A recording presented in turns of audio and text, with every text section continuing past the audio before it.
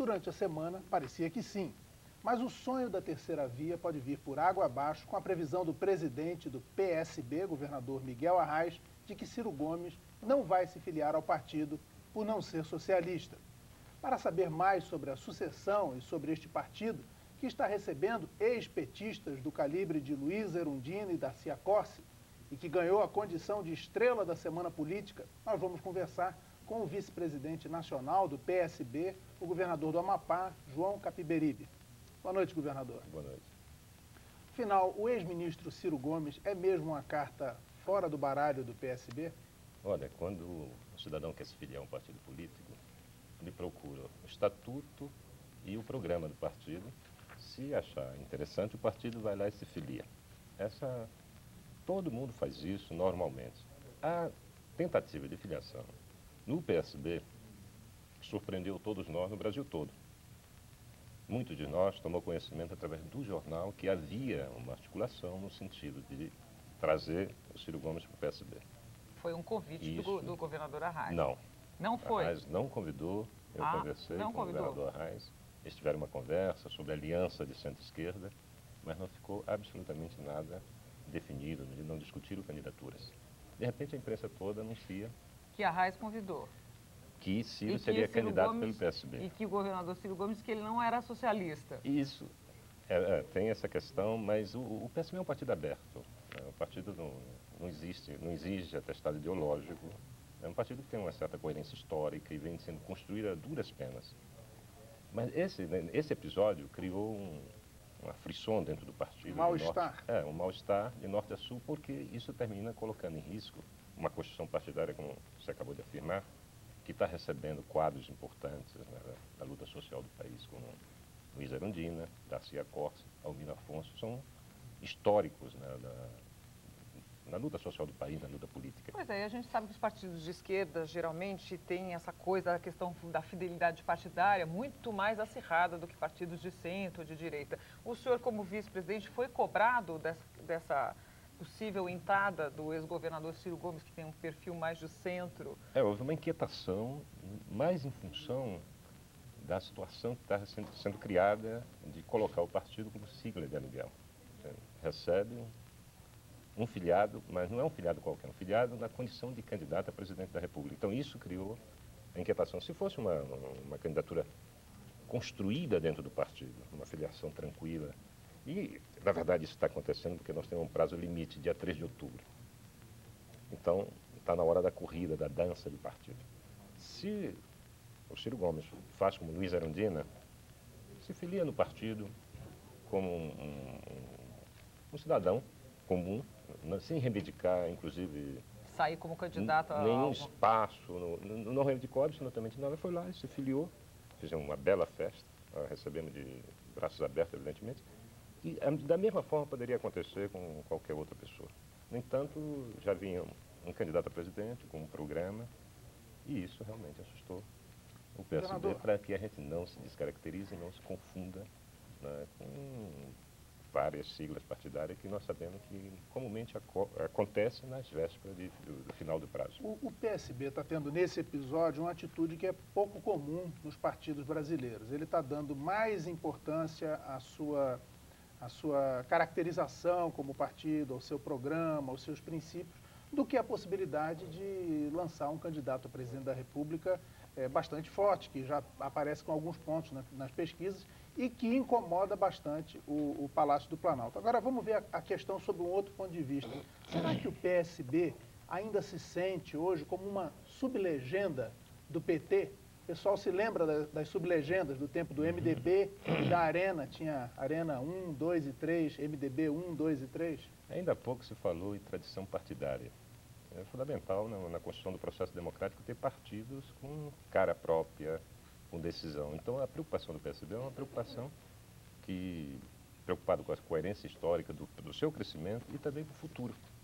E uma situação conjuntural dessa pode inviabilizar o futuro do partido. Então, a grande preocupação nossa, na verdade, é não deixar que a gente mude a rota que nós vimos caminhando. O crescimento é lento do PSB. Nós começamos em 85 a reorganizar o partido e estamos crescendo. Ano passado tivemos um bom desempenho nas eleições municipais. Foi o partido que mais cresceu, mais inclusive do que o PT? Exatamente, cresceu, em termos de prefeituras. elegeu prefeituras em todo o país, muitos vereadores. Mas muito mais no Nordeste do que para baixo. Exatamente, mas só que agora, por exemplo, o Rio Grande do Sul, o PSB é um partido muito organizado, tem 3 deputados estaduais e o pessoal do Rio Grande do Sul está muito preocupado com essa decisão. Agora, na verdade, há um certo sentimento hoje, e nós estamos preocupados e vamos nos reunir na próxima semana, o Diretório Nacional vai reunir, para uma posição mais definitiva sobre isso, porque é preciso ouvir as bases, porque senão nós vamos contrariar. O PSB é um partido aberto, evidentemente, mas todos nós, né, de norte a sul, queremos participar da discussão, debater e tomar posição conjunta, para que não haja divisão, porque era um risco muito grande de nos dividir. Nós estamos crescendo, estamos numa fase boa, o partido está, né, atraindo quadros importantes. Uma divisão nesse momento certamente vai nos provocar danos significativos para o futuro. Governador, diretamente, o PSB pode ter outro candidato a presidente que não o Lula? Pode. Não Por tem, exemplo? Nós não temos candidatos cativos. Né?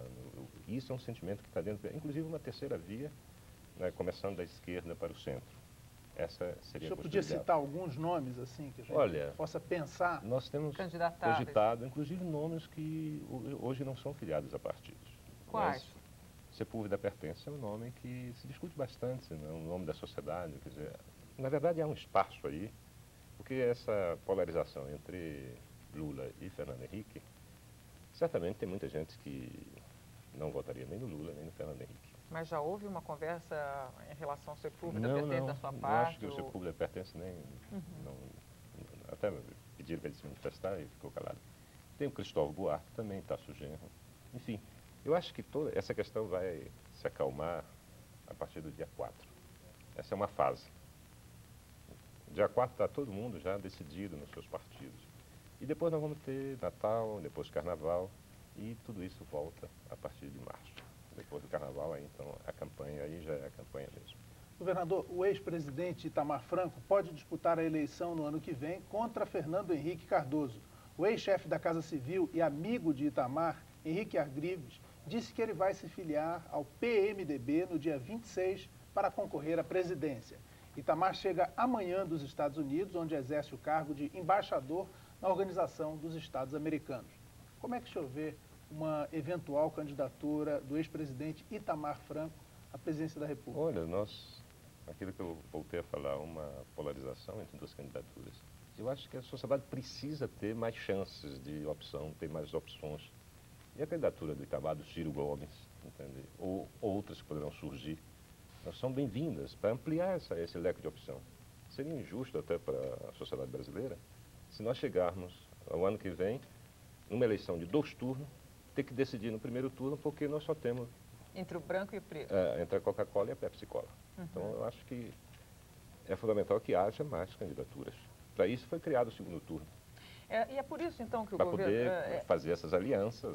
Agora, é por isso, então, governador, que o governador Miguel Arraes tem dito que o importante é realmente criar essa frente ampla de centro-esquerda, de partidos, com um programa comum que reuniria os senhores, o PPS de Roberto Freire, o PT, o PCdoB, enfim, todo mundo, e aí fazer, então, uma estratégia com programa, e aí sim botar os nomes ali na mesa e decidir. O ex-ministro Ciro Gomes disse, não, eu quero ser o candidato da frente de centro-esquerda. E o Lula já dizia, inclusive, disse aqui no nosso programa, assim, foi uma das primeiras vezes que ele achava que qualquer candidato de esquerda não teria nenhuma chance se não houvesse um acordo prévio com todos os partidos se alinhando para fortalecer essa candidatura. É isso, então, na verdade, que melou um pouco essa conversa com Ciro Gomes? Olha, eu acho que a esquerda, hoje, os partidos de esquerda estão muito conscientes da necessidade de ampliar. O PDT e o PT estão conversando muito, o PSB ficou distante desses aliados tradicionais, porque, na verdade, nós temos uma aliança que pode até ser chamada de sublegenda, no entanto, é uma aliança histórica com o PT e com o PDT. Né? E a candidatura Ciro Gomes, pelo PSB, terminou estancando essas conversas. Mas veja, eu acho o seguinte, e nós temos um certo consenso nisso, se nós cuidarmos agora de construir um programa alternativa ao programa do Fernando Henrique, do PSDB, com a aliança, essa aliança que está terminando em conflito, né? Tem problemas dentro do PSDB, certamente o PSDB e o PFL devem ter lá suas dificuldades. Se a gente costurar esse programa, dentro do programa cabe todo mundo. Agora, como candidato, só um. Então, vamos alinhavar um programa, o país precisa, um programa amplo, que compreenda, que tenha dimensão do tamanho do país e do seu povo. Governador, falando um pouquinho do seu estado, do Amapá, houve perseguição política na intervenção do Banco Central, lá no BMAT, no Banco Estadual? BANAP. Olha, na verdade, houve uma tentativa de fraude que não aconteceu. E, pela primeira vez, nós temos um suspeito na cadeia. E já é um recorde, porque, pela primeira vez, alguém que tentou fraudar o sistema financeiro está preso há 3 semanas. No nosso país, isso aí é um recorde que eu não conheço outro igual. Na verdade, a atitude do Banco Central de liquidar o banco sem nos comunicar é uma atitude que, no mínimo, termina criando dificuldades dessas relações federativas. E por falar em finanças, eu gostaria de saber de que forma a Lei Candir afeta o Amapá. A gente está vendo aí, todos os governadores estão reclamando. Nós também. O estado do Amapá, ele tem uma balança positiva, né? Ele exporta mais do que importa, sempre, depois de 30, 40 anos. E com a Lei Candir nós perdemos. Não é o mesmo tanto que São Paulo, mas considerando as dimensões, nós perdemos bastante. E com essa crise no PSDB, e principalmente puxada pelos grandes, termina sobrando algum benefício para nós. E já se discute agora a compensação, e eu acho isso muito interessante, porque nós vamos recuperar um pouco das perdas. Mas qual seria o benefício? É que nós vamos ter compensação financeira pelas perdas, que já não se falava mais. Depois dessa pressão toda que exatamente, o Mário Covas não falava mais e o Eduardo Azevedo em compensação. Né? Estava regulamentando a lei e olha, isso esse ano nós não recebemos. Está contando com um dinheirinho que ainda não é certo. Você não pode começar a gastar por conta. Não, eu sou muito controlado com as finanças. Nós temos uma finança muito controlada no Estado. Você é candidato à reeleição? Pois então, sou candidato à reeleição. A gente tem um projeto, um programa que inclui todos os setores sociais. Tá? E temos uma estratégia muito bem definida de integração com os países do platô da Guiana. Porque o Amapá tem uma vocação meio caribenha. Quando a gente olha no mapa, nós estamos acima da linha do Equador, 80% do nosso território, e estamos colados com o platô das Guianas. E ali é um mercado promissor para produtos do Nordeste e do Pará e nossos. E nós estamos, então, numa discussão muito grande de cooperação, temos um acordo de cooperação com E o senhor acredita que essa reeleição é fácil? O senhor tem pesquisas? Vai ser barbada? Como é que é? Olha, a eleição nunca é fácil, é sempre muito suada, né? Depende muito das composições, das alianças.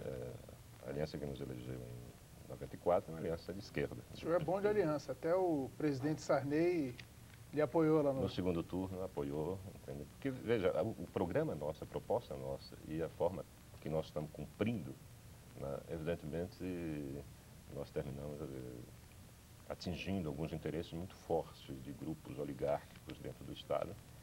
E o ano que vem eu vou ter a reação desses grupos, são grupos poderosos, mas eu acredito que é possível. Né? Os avanços sociais que nós garantimos, né? Certamente a população vai querer manter. Nós vamos ter água potável em 100% das sedes municipais até o final do ano que vem. Isso é uma conquista.